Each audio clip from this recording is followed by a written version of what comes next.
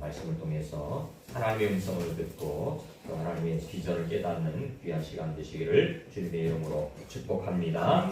자, 오늘 말씀의 제목 함께 같이 해봅니다. 시작. 예수님의 고난입니다. 지금은 사순절입니다. 오늘은 사순절 네 번째 주일입니다. 다음 주면 사순절 다섯 번째 주일이고 그 다음 주일은 사순절 여섯 번째 주일이지만 그 주간이 종료 주일이고 그 한 주간 동안 고난 주간이 시작되어집니다.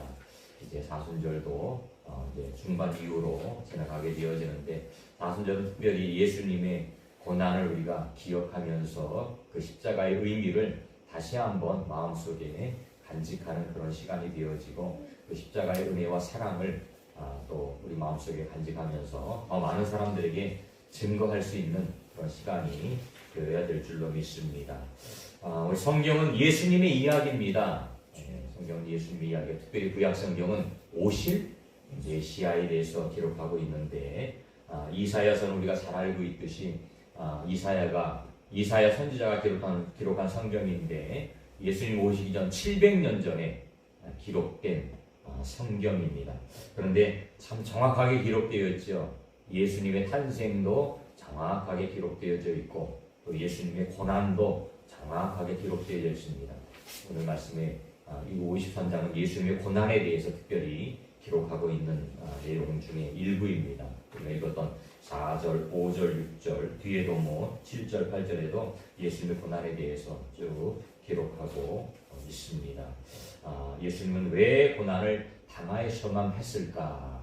예수님의 고난은 우리에게 어떤 의미가 있을까라는 말씀을 통해서 함께 나눠보고 그 고난이 바로 나와 여러분들을 위한 고난이었던 그것을 기억하면서 다시 한번 하나님의 은혜를 기억하는 귀한 시간 되었으면 좋겠습니다. 첫 번째로 예수님이 당한 고난은 4절, 5절에 읽어보면 그는 실로, 예수님은 실로 우리의 질고를 지고 우리의 슬픔을 당하였거늘 우리는 생각하기를 그는 징벌을 받아 하나님께 맞으며 고난을 당한다 하였노라. 예수님의 찔림은 우리의 허물 때문이었고 예수님의 상함은 우리의 죄악 때문이었다 라고 이렇게 기록을 하고 있습니다. 예수님이 당한 고난 첫 번째는 뭐예요? 우리의 허물과 죄악을 해결하시기 위해서 고난을 당하셨다는 것입니다. 우리의 허물과 죄악을 해결하시기 위해서 예수님은 고난을 당하셨습니다. 왜 그렇습니까? 우리의 죄 문제 해결을 위해서 그러셨죠. 아담의 범죄로 말미암아서 모든 사람은 죄인으로 태어났습니다. 이건 어쩔 수 없이 우리가 인정해야 돼요.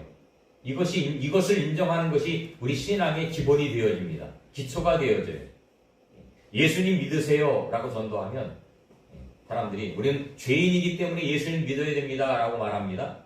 그러면 그 중에 일부의 사람들은 나는 죄가 없어요 라고 하는 사람들이 있어요. 나는 죄가 없어요 라고 하는 사람들이 있습니다. 그러니까 그 사람들이 말하는 죄는 뭐예요? 자범죄를 말하는 거예요. 자범죄. 세상에 살아가면서 남에게 해코지 안 하고 잘못한 일이 없다는 거예요. 그 대표적인 사람이 누구냐면 우리 아버지가 그랬어요. 우리 아버지는 그렇게 좀 사람들에게 어떤 불편함을 끼치지 않고 그렇게 살려고 노력을 했던 사람이에요. 도덕적으로 깨끗하게 살려고 했던 사람이에요. 남에게 피해 끼치지 않고 자기 스스로 착하게 살고 선하게 살면 그게 좋은 것이라는 생각을 가지고 이렇게 살았던 사람이에요. 그러니까 저희 아버지 같은 사람들은 복음을 잘 받아들이지 않아요. 왜? 자기 스스로 깨끗하다고 생각하니까. 그래서 제가 중학교 1학년 때부터 교회 다니면서 수수히 얘기했잖아요. 예수님 믿으셔야 됩니다. 우리는 죄인입니다. 그리고 우리 아버지 항상 하는 얘기는 나는 죄 없다. 나는 죄 해결 받을 게 없다. 라고 했기 때문에 참 이게 예수님 전하는 게 쉽지 않더라고요. 그런데 우리가 어느 순간 예수님을 믿고 믿어지게 되니까 우리 스스로가 죄인이라는 사실을 깨달아지죠. 죄인이다. 그죠? 우리가 말하는 죄는 뭐예요? 원죄를 말하는 거예요. 원죄. 아담의 후손으로 태어난 모든 사람은 다 죄를 가지고 사는 거예요. 이게 죄의 유전이라고 이야기하죠. 근데 성경 분명히 말하죠. 죄의 싹은 사망이다. 사망이 뭐예요? 지옥이에요, 지옥. 죄를 해결하지 못하면 누구든지 지옥에 가는 거예요.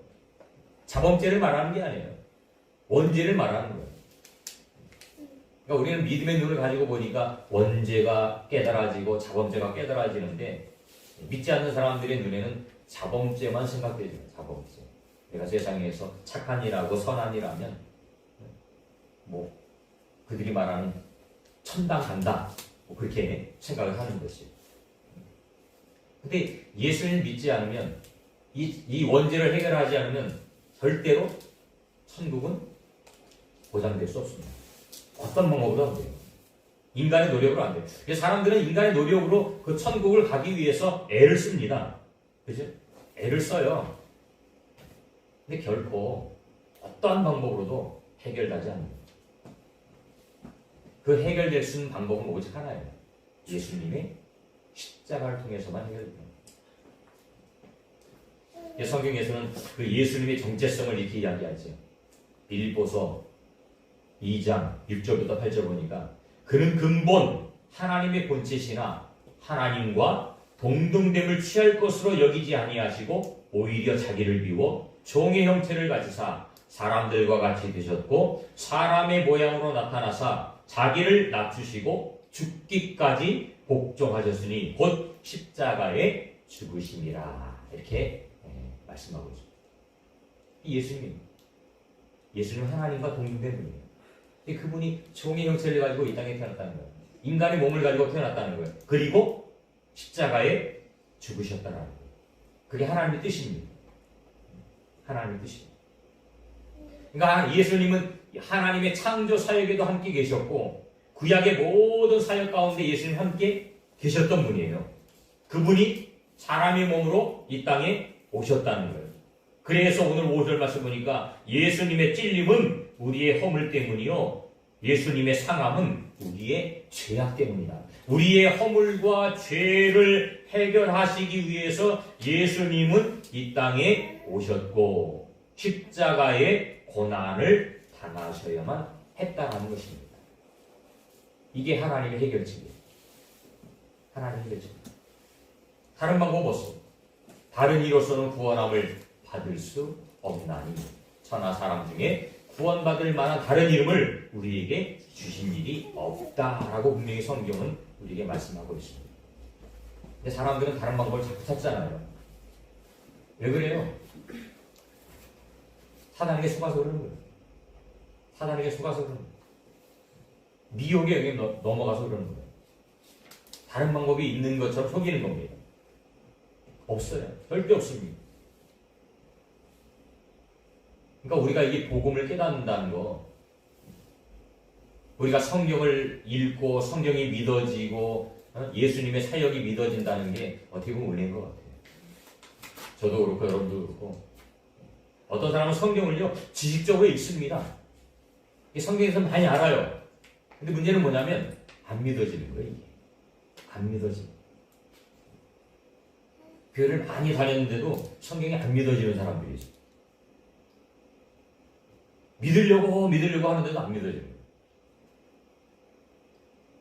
하나님의 은혜가 없으면 안 돼요. 그래서 하나님의 특별한 은혜가 임하는 사람들만 이게 믿어지는 겁니다. 창세기 1장 1절입니다. 태초에 하나님이 천지를 창조하시니라. 근데 우리는 학교에서 그렇게 안 배웠잖아요. 하나님이 천지를 창조했다고 배웠어요? 아니에요. 어떤 자연적인 현상에 의해서 만들어졌다고 그렇게 배웠어요. 우리 인간도 고릴라가 진화해서 원숭이가 진화해서 사람이 되었다라고 이렇게 배웠어요. 그 지식을 가지고 있는 사람들은 그렇게 생각하고 살아가는 거예요. 그러니까 성경이 믿어질 수가 없죠. 성경 뭐라고 말씀하고 있어요? 하나님이 만드셨다는 거예요. 사람도 하나님이 만드셨다는 거예요. 흙으로 만드셨다는 거예요. 그게 안 믿어지는 거죠. 원숭이가 진화해서 사람이 됐다는 건 믿어지고 하나님이 흙으로 사람을 만들었다는 건 안 믿어지고 이게 교육의 힘인 것 같아요. 계속해서 반복적으로 이걸 공부하다 보니까 어느 순간에는 학습한 것이 믿어지고 성경 말씀은 들어가지 않아요. 그래서 이 성경을 어디서부터 배우는 것이 너무너무 소중하고 중요한 것입니다. 어느 정도 머리가 굳어졌을 때 성경 말씀이 들어가는 게 쉽지 않아요. 근데 어린 아이 때 하나님 말씀을 듣는 것은 굉장히 이게 스폰지 효과가 있어서요. 금방금방 잘 받아들이거든요. 우리의 허물과 죄악 때문에 예수님은 십자가를 지셨다. 그 죄를 해결하기 위해서. 예수님밖에 방법이 없습니다. 두 번째로 예수님이 고난을 당하신 이유는 그 뒤에 보니까 그가 징계를 받음으로 우리는 평화를 누리게 되었다. 예수님의 십자가를 통해서 우리는 평화를 누리게 되었다는 겁니다. 아담의 범죄로 인해서 사람에게 불행이 찾아왔습니다. 에덴에서 쫓겨났죠. 그게 뭐예요? 하나님과의 관계가 분리되었다는 거예요. 하나님과의 관계가 단절됐다는 거예요. 이게 비극입니다. 이게 비극이에요. 하나님의 임재를 느끼지 못하고 살아가는 게 비극이에요. 우리가 예수 믿는데, 교회를 다니는데, 신앙생활을 하는데 하나님의 임재를 느끼지 못하고 살아간다면 이게 바로 비극입니다. 이게 종교이에요. 우리는 늘 하나님의 임재를 경험하며 살아가야 됩니다. 눈을 뜨는 그 순간부터 잠자리에 드는 그 순간까지 하나님의 나와 함께 하신다는 확신, 믿음, 그게 있어야 진정한 그리스도의 삶을 살아갈 수 있어요. 근데 어떨 때는 하나님이 계신 것 같고 어떨 때는 하나님이 안 계신 것 같고 좋은 일이 생기면 하나님이 계신 것 같고 안 좋은 일이 생기면 하나님이 안 계신 것 같고 이러면 안 된다. 좋은 일이 있던 나쁜 일이 있던 하나님은 늘 우리와 함께 하신다라는 그런 확신이죠. 임마누엘 하나님이 경험되어질 때 우리가 마음의 평안을 얻어야 됩니다. 하나님이 나와 함께 하신다는 확신이 있을 때 마음의 평안이 생깁니다. 제가 가끔가다 비유하는 거지만 아이는요 부모를 잃어버리면 너무나 힘든 삶을 살아갈 수밖에 없어요. 부모를 잃어버린 아이의 심정, 우리가 경험해보지 못한 거잖아요. 그죠? 물론 그런 사람도 있겠지만, 더러 있겠지만, 만약에 부모를 잃어버렸다. 고아가 됐다. 얼마나 힘들고 어려울까요? 마음이 평안이 없습니다. 기쁨이 없습니다. 행복을 느끼지 못하는 거예요. 부모를 잃어버린 아이에게는요, 맛있는 걸 주어도, 좋은 옷을 주어도 행복하죠. 언제 행복할까요? 잃어버린 부모를 다시 찾았을 때, 만났을 때 진정한 행복을 누릴 수 있는 거예요. 우리의 모습이 그거예요. 하나님을 떠나서는 결코 인간은 행복할 수 없다는 거예요. 이게 영적인 고아라고 해요. 영적인 고아. 우리는 영적인 고아로 이 세상에 태어난 거예요. 그래서 절대로 행복할 수가 없어요. 근데 사람들은 행복하려고 애를 쓰잖아요. 부모를 잃어버린 고아에게 옷을 주고 행복해지라고 옷을 주고 맛있는 걸 주고 하잖아요. 근데 그 아이가 행복 찾을 수 있어요? 없어요. 그 행복은 잠깐이야, 잠깐. 하나님을 알지 못하는 사람들이 행복을 찾으려고 노력을 해요. 물질을 통해서, 여행을 통해서, 여러 가지 세상적인 것을 통해서 행복을 찾으려고 노력을 한다는 거예요. 근데 그 행복은 오래가지 못합니다. 그리고 그 행복은 깊이가 없어요. 어느 순간 또 갈증, 또 불행. 부모가 없어요. 집에 들어갔어요. 아무도 없어요. 공허함이 또 옵니다. 우울함이 또 옵니다. 요즘 결혼 아이들이 안 하잖아요. 청년들이 결혼 안 하고 혼자 사는데 그 사람들이 집에 들어가서 뭐 할까? 우리는 가정이 있으니까 가정에 들어가면 남편도 있고 또 아이들도 있고 이렇게 같이 얘기도 하고 밥도 먹고 텔레비전도 보고 이렇게 하면서 그 시간들을 보내잖아요. 근데 결혼 안 하고 혼자 지내면 뭐 할까? 저 시간에. 그리고 그 마음속에는 어떤 마음이 찾아올까? 행복할까? 저는 절대 행복하지 못할 거라고. 항상 쓸쓸하고 외롭고, 그죠? 공허하고. 왜 그런 거예요? 영혼이 병들어요. 정상적인 영혼이 아니고 병든 영혼이기 때문에 그것에 대해서 이제는 무감각해집니다. 절대로 그렇지 않습니다. 하나님을 떠난 사람들은 영적인 고아예요. 하나님을 만날 때에 진정한 평화를, 진정한 행복을 누릴 수 있는, 진정한 기쁨을 누릴 수 있는. 사람들이요, 마음이 공허하니까 그 공허한 마음을 달래기 위해서 여러 가지를 하는 겁니다. 종교 활동도 마찬가지예요. 그 공허한 마음을 달래기 위해서 종교 활동을 합니다. 절에 가서 빌고, 자기들이 섬기는 대상, 우상에 가서 복을 빌고, 그런 일들을 하는 거예요. 근데 결코 그것을 가지고 영적인 문제가 해결돼요? 해결될 수 없어요. 진정한 행복이 찾아올 수 있어요? 찾아올 수 없어요. 예수님 말씀하세요. 내가 곧 길이요 진리요 생명이다. 나로 말미암지 않고는 아버지께로 올 자가 없다. 이 예수님이 십자가에 달려 돌아가시는 그 순간 우리가 찬송했던 것처럼 성전의 휘장이 갈라지는 거예요. 성전의 휘장이 갈라진 게 뭐예요? 하나님과의 관계가 이제는 열렸다는 거예요. 누구를 통해서요? 예수님을 통해서 회복시키셨다는 거예요. 그래서 예수님이 말씀하는 게 내가 곧 길이요 진리요 생명이다. 하나님과의 관계를 회복할 수 있는 분은 오직 예수님 한 분밖에 없기 때문에 예수님은 그 십자가의 고난을 당하셨다. 하나님과의 단절된 관계를 회복시켰다는 것. 누구든지 주의 이름을 믿으면 구원을 받게 되어지는 겁니다. 이게 참 간단하고 쉬운 진리이지만 이 진리가 어떤 사람들에게는 굉장히 어려움으로 다가옵니다. 왜? 예수님 믿으려면 포기해야 될 것들이 많이 있어요. 그러니까 그것을 포기하지 못하니까 주님 앞에 나오는 게 쉽지 않아요. 예수님 믿는다는 건요, 내 삶의 주인이 내가 아니고 예수님이 되어진다는 사실을 인정하는 거거든요. 예수님께 모든 것을 맡겨야 되거든요. 그 전에는 내가 주인이었는데, 내가 하고 싶은 대로 했는데, 이제는 그 모든 것들을 맡겨야 되니까 그게 쉽지 않아요.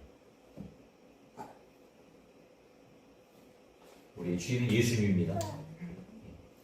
우리 주인을 찾는 게 바로 우리의 삶의 본분을 찾는 것이고 우리의 삶의 목적을 찾는 것이고 예수님을 찾고 예수님 만나는 게 진정한 행복을 찾는 길이에요. 예수님 아니면 행복할 수 없습니다. 마지막으로 세 번째는 우리 삶의 문제를 해결하시기 위해서 예수님 오셨다는 겁니다.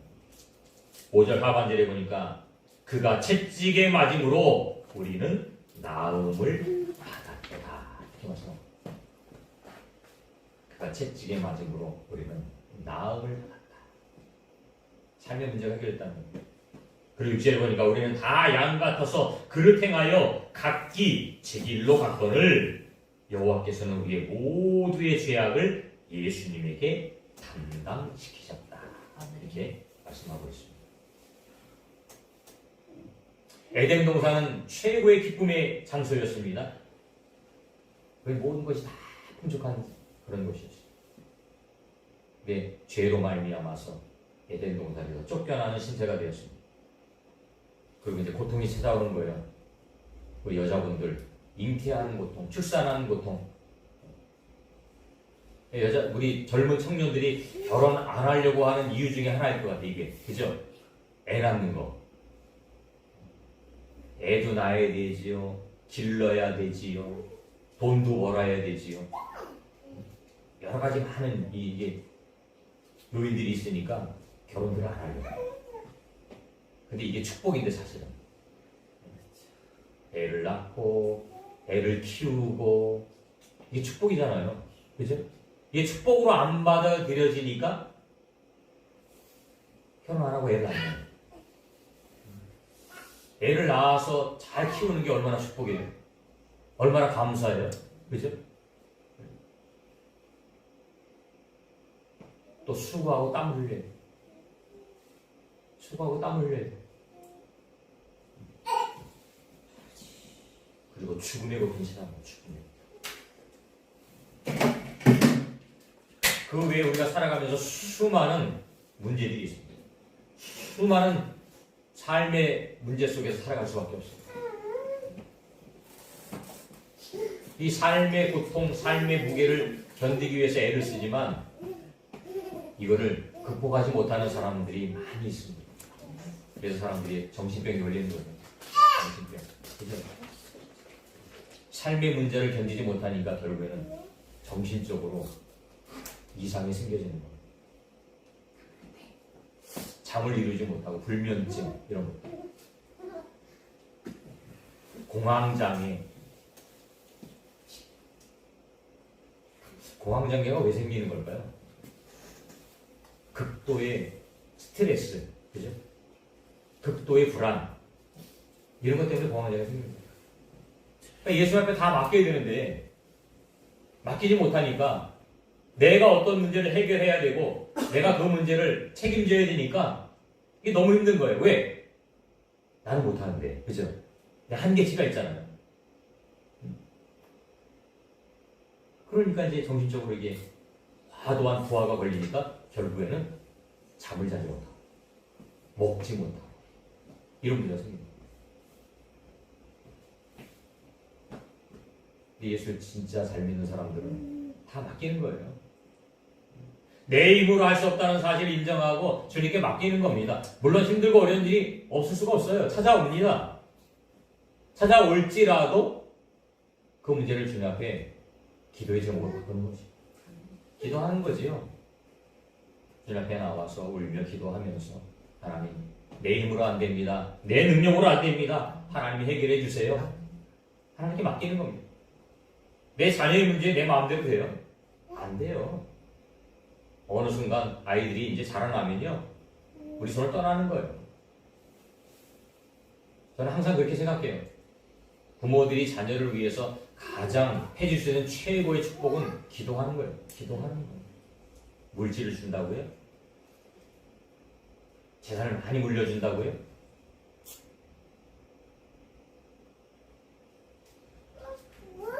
아닙니다. 우리 믿음의 사람들은 우리 아이들을 위해서 기도해주는 거예요. 이게 최고의 축복이고 최고의 선물이에요. 그래서 그 아이들도 믿음으로 잘 성장되어서 그 부모님의 기도를 이어받아서 그들도 기도하는 믿음의 삶을 살아갈 수 있도록 우리가 인도하는 거예요. 전 찬송가 370장을 참 좋아하는데요. 370장이 뭐냐면 주 안에 있는 나예요. 주 안에 있는 나에게 단 근심이 있으랴. 십자가 밑에 나가 내 짐을 풀었네. 주님을 찬송하면서 할렐루야 할렐루야. 내 앞길 멀고 험해도 나 주님만 따라가리. 이 생각이 참 은혜가 되더라고요. 주 안에 있으면 근심과 걱정을 다 벗어버릴 수 있습니다. 맨날 이런 삶을 살았으면 좋겠는데 이렇게 못 살아가죠. 어떤 날은 성령 충만하면 하나님이 나와 함께 하신다는 확실한 믿음 가지고 살아가지만 어떤 날은 또 은혜가 떨어지면 온갖 세상의 근심과 걱정을 우리가 해결해야 될 것처럼 또 살아갈 때도 많이 있습니다. 주님 분명히 말씀하고 있죠. 내가 너의 피난처가 되겠다고 약속하십니다. 시편 기자는 그 주님이 나의 산성이 되시고 나의 요새가 되시고 나의 방패가 되시고 나의 환난 날에 피난처가 되시는 분이다 라고 고백합니다. 이게 바로 다윗의 고백이었습니다. 다윗의 고백이죠. 다윗도 얼마나 힘들고 어려운 시간들을 많이 보냈습니까? 그때마다 하나님은 내 편이 되시었어. 내 편이 되시어서 나를 인도하신다는 거예요. 시편 128편에 보면 하나님은 내 편. 하나님 내 편이에요. 그런 확실함이 있으니까 그런 어려움 속에서도 감사의 고백이 나오는 겁니다. 주님은 오늘도 우리를 초청하시고 수고하고 무거운 짐진 자들아 다 내게로 오라. 내가 너희를 쉬게 하리라. 말씀하십니다. 우리 세상에 많은 수고와 무거운 짐을 지고 살아갑니다. 내 힘으로 해결 안 돼요. 내 능력으로 해결 안 돼요. 그 삶의 문제를 해결할 수 있는 분은 예수님밖에 없습니다. 예수님이 십자가상에서 그 모든 문제를 해결하셨어요. 그리고 앞으로도 해결해 주실 거라는 약속이에요. 삶의 문제를 가지고 주님 앞에 나오라는 겁니다. 주님이 해결해 주셨다는 약속의 말씀을 우리에게 말씀하고 있는 것입니다. 올해도 사순절은 또 우리에게 찾아옵니다. 왔습니다. 이 사순절이 다시 한번 우리의 삶을 정비하는 시간이 되어지고 또 하나님의 은혜를 경험하는 시간이 되어지고 십자가의 은혜를 더 많이 경험할 수 있는 그런 시간이 되시기를 주님의 이름으로 축원드립니다. 아멘.